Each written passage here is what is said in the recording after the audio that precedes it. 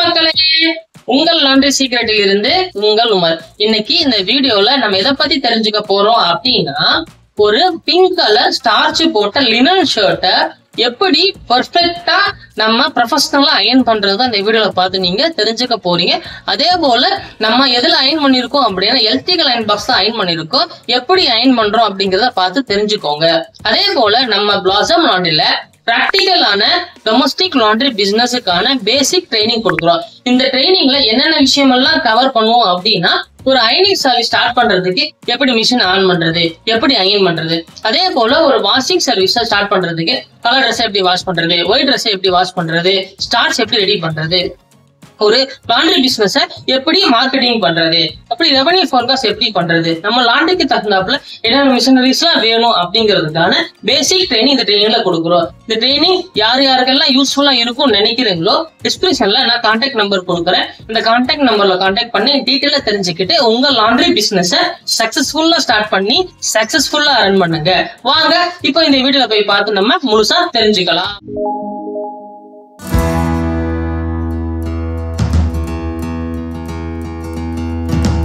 இந்த மாதிரி எப்படி பெர்ஃபெக்டாக அயன் பண்ணுறது அப்படின்னா, ஏற்கனவே தண்ணி ஸ்ப்ரே பண்ணி வச்சுருந்த சட்டையை எடுத்துட்டு இப்போ அயனிங் பண்ணுறதுக்கு ஸ்டார்ட் பண்ண போகிறோம். லைட்டாக தண்ணி தெளிச்சுக்கோங்க. தண்ணி தெளித்ததுக்கு அப்புறம் கையில் எதுவும் ஒட்டி இருந்தால் எடுத்து விட்றணும். ஏன்னா ஸ்டார்ச் போடுறதுனால ஒட்டி இருக்கும், அதனால் நல்லா எடுத்து விட்டுறணும். எடுத்து விட்டதுக்கப்புறம் ஃபஸ்ட்டு எப்போயும் என்ன செய்யணும் அப்படின்னா, காலரை தான் நீங்கள் அயன் பண்ண ஸ்டார்ட் பண்ணணும். ஃபஸ்ட்டு காலர் அயன் பண்ணுவாங்க. பாருங்கள் எவ்வளோ காலர் அயன் பண்ணுறாங்க பார்த்தீங்களா. சுருக்கம் நீட்டாக இப்போ தண்ணி தெளித்து வச்சுருந்தா சுருக்கம் நீட்டாக போயிடும். காலருக்கு பேக் சைடும் அயன் பண்ணிடணும். அதே போல் காலருக்கு கீழே அந்த ஷோல்டர் சைடையும் நான் அயன் பண்ணிடணும். ஏன்னா நார்மலாக போட்டு அயன் பண்ணும்போது சில நேரம் ஷோல்டர் அயன் பண்ண முடியாது. அதனால் எப்பயுமே ஷோல்டர் அயன் பண்ணிடணும். இப்போது கையில் உள்ள கஃப் அயன் பண்ணுறாங்க. நல்லா கஃப் அயன் பண்ணிவிடுங்க, சுருக்கமே இல்லாமல். இப்போது கை அயன் பண்ண போகிறோம். கஞ்சி போட்ட சட்டை பாருங்கள் எவ்வளோ சுருக்கமாக இருக்குன்னு. நீட்டை எடுத்து விட்டுட்டு சுருக்கமே இல்லாமல் எடுத்து விட்டால் ஜஸ்ட்டு தண்ணியை அப்ளை பண்ணிவிட்டு பாருங்கள் அயன் பண்ணால் மட்டுமே போதும். பாருங்கள் எவ்வளோ சூப்பர் அயன் ஆகுதுன்னு நல்லா தெரிஞ்சுக்கோங்க. எப்பயுமே ஸ்டார்ச் போட்ட சட்டையை நீங்கள் எலக்ட்ரிக்கல் அயன் பாக்ஸில் தான் அயன் பண்ண வேண்டும். பாருங்கள் எவ்வளோ நீட்டாக சுருக்கம் போயிடுச்சு. பார்த்தீங்களா எவ்வளோ சுருக்கமாக இருந்த சட்டை எவ்வளோ அழகாக சுருக்கமே இல்லாத மாதிரி ஆயிடுச்சு பாருங்கள்.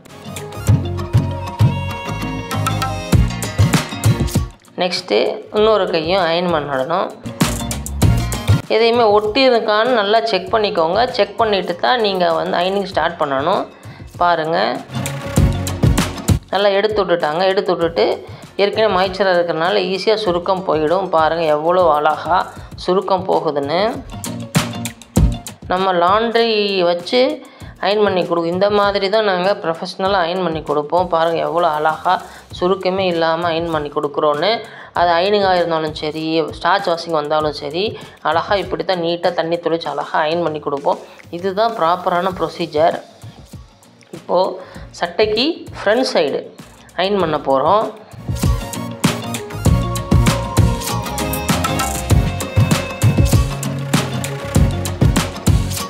சட்டைக்கு ஃப்ரண்ட் சைடு அயன் பண்ண ஸ்டார்ட் பண்ண போகிறோம். எப்போயுமே சுருக்கமே இல்லாமல் காரணம்லாம் எடுத்து விட்டு கையால் லைட்டாக எடுத்து விடணும். அப்போ தான் சுருக்கம் இருக்காது அடியில். பாருங்கள் எவ்வளோ அழகாக அயன் பண்ணுறாருன்னு பாருங்கள். பாருங்கள் எவ்வளோ அழகாக சுருக்கம்லாம் ரிமூவ் ஆகுதுன்னு பட்டனுக்கு நடுவில். ஏன்னா பட்டனுக்கு நடுவில் அயன் பண்ணாமல் விட்டுருவோம். சில நேரம் அயன் பண்ணாமல் விட்டுட்டோம் அப்படின்னு நல்லா இருக்காது. சட்டம் போடாமல் அதிசயமாக தெரியும். அதனால் பட்டனுக்கும் நடுவில் நீங்கள் நீட்டாக அயன் பண்ணிடணும். பாருங்கள் எவ்வளோ சுருக்கமாக இருக்குது.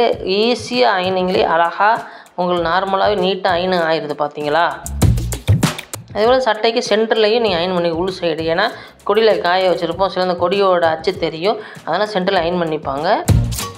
ஃப்ரண்ட் சைடில் இன்னொரு பக்கம் இருக்குது பார்த்தீங்களா, அந்த இதையுமே நம்ம நீட்டாக அயன் பண்ணிடணும்.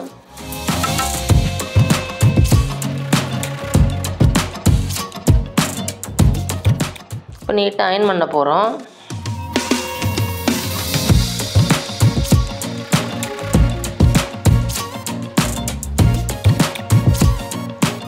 பொறுமையாக அயன் பண்ணணும். கஞ்சி போட்ட சட்டையாக இருக்கிறனால பொறுமையாக அயன் பண்ணணும். ஒரு சட்டை அயன் பண்ணுறதுக்கு ஒரு 5 நிமிஷமாவது ஆகும். பாருங்கள், காலரு அந்த பட்டி, காலரோட பட்டி எல்லாமே நீட்டாக நீங்கள் அயன் பண்ணணும். இல்லைன்னா அசிங்கமாக தெரியும். சட்டை வியர் பண்ணும்போது 2 பக்கமே அயன் பண்ணிட்டாங்க. அயன் பண்ணதுக்கப்புறம் என்ன பண்ணோம் அப்படின்னா, காலரை மடித்து விட்டுட்டு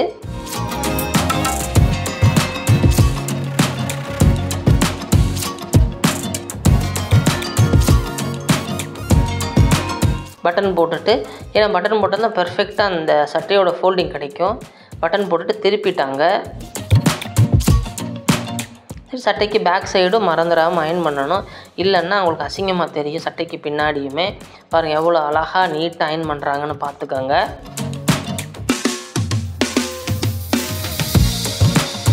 இப்போ ஃபோல்டிங், டெலிவரி ஃபோல்டிங்கை ஸ்டார்ட் பண்ணிட்டாங்க. கையை நீட்டாக எடுத்து விட்டுட்டு அதே பக்கம் அந்த கையும் இதே மாதிரி ஃபோல்ட் பண்ணி எடுத்து விட்ருவாங்க.